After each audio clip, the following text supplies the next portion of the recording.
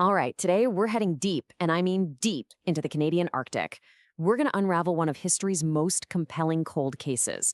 It's an incredible story, full of impossible survival, sudden, shocking violence, and a manhunt so epic, it literally became the stuff of legend. This is the story of the Mad Trapper of Rat River. Okay, so take a look at this. It all starts right here, with this one small, super isolated cabin on the Rat River. Back in 1931, this little shack became the flashpoint for a massive confrontation, one that would spark the biggest manhunt the North had ever seen. And it was all centered on one mysterious and, as they'd soon find out, a very, very dangerous man. So, who was this guy? Let's dive in and set the scene. So, the story really kicks off in the summer of 31. Picture this. A silent stranger, says his name is Albert Johnson, just arrives in the Arctic. He's floating down the Peel River on this rough, homemade raft. He barely says a word to anyone, but his quiet, kind of imposing presence and these piercing blue eyes, yeah, they immediately put the locals on edge.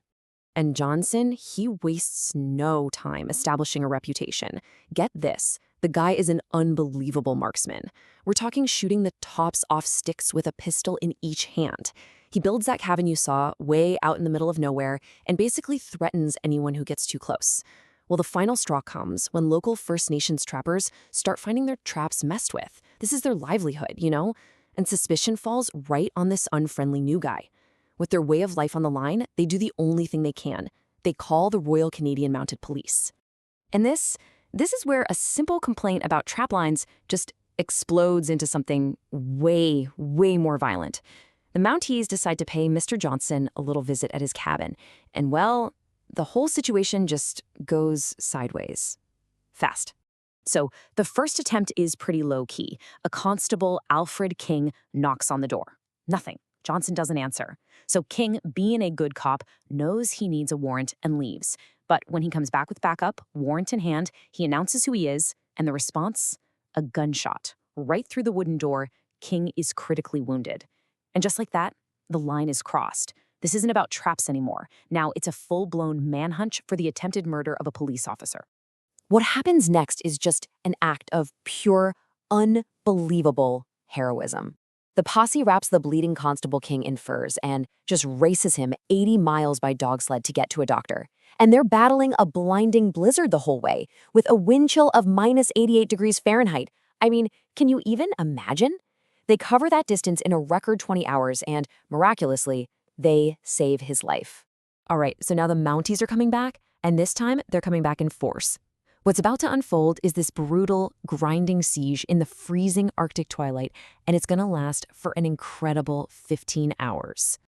I mean, think about this for a second. The posse is out there, forced to endure temperatures of minus 43 degrees. Their clothes are literally freezing to their skin, and their fingers are so numb they can barely even fire their weapons. So they've brought the heavy stuff, 20 pounds of dynamite. They're hoping to just blast Johnson right out of there. But the extreme cold makes the explosives almost useless. The first few blasts barely even dent the cabin's fortified walls. It's just not working.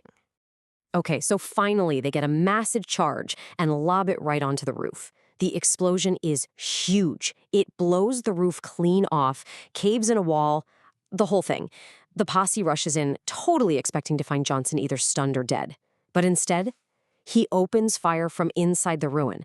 He actually shoots a flashlight right out of one guy's hand and holds them all off. When the exhausted posse finally has to fall back, Johnson just slips out of the wreckage and vanishes into the storm. Unbelievable. So with Johnson on the run, this small-scale siege completely transforms. Now it's a massive manhunt, stretching for hundreds of miles across some of the most unforgiving terrain on the entire planet.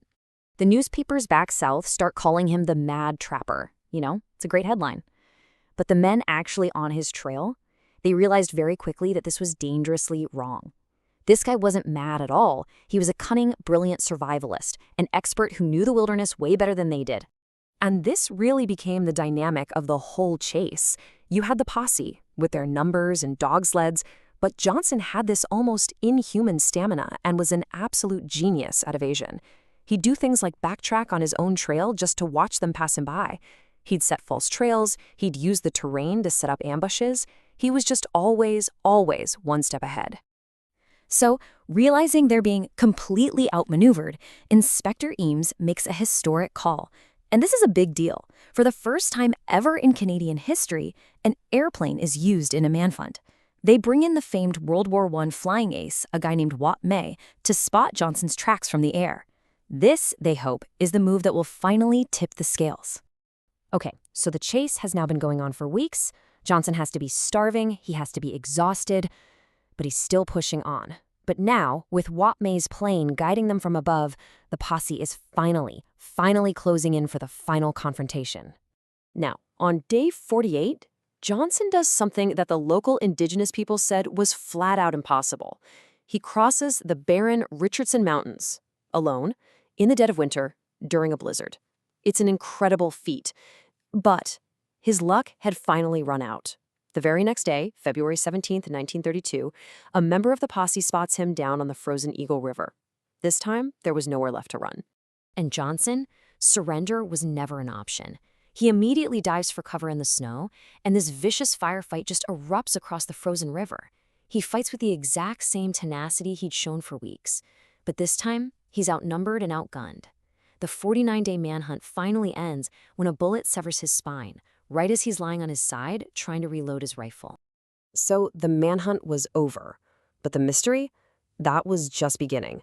Because when the posse finally examined the body of the man who led them on this insane chase, they found a lot more questions than answers. On his body, they find a pretty decent amount of cash, over $2,000 and some gold fillings in his teeth, which kind of suggests he wasn't just some poor trapper. But what they didn't find is what's really telling. There was not a single piece of identification. No letters, no photos, absolutely nothing to hint at who this guy was or where he came from. So his body goes unclaimed and gets buried in the small Arctic town of Aklavek, and the mystery just kind of lays dormant for decades. Then, fast forward to 2007, a documentary crew actually gets permission to exhume the body.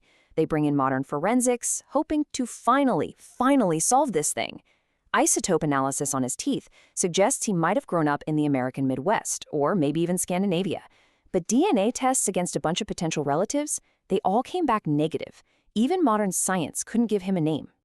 And so, the legend just endures. He was this man of incredible skill and, let's be honest, terrifying violence, who just appeared out of nowhere and died protecting a secret he took to his grave. So what was he? A fugitive on the run? A bank robber with a stash of cash? Or was he just a man who wanted to be left completely alone? To this very day, that central question remains. Who really was the mad trapper of Rat River?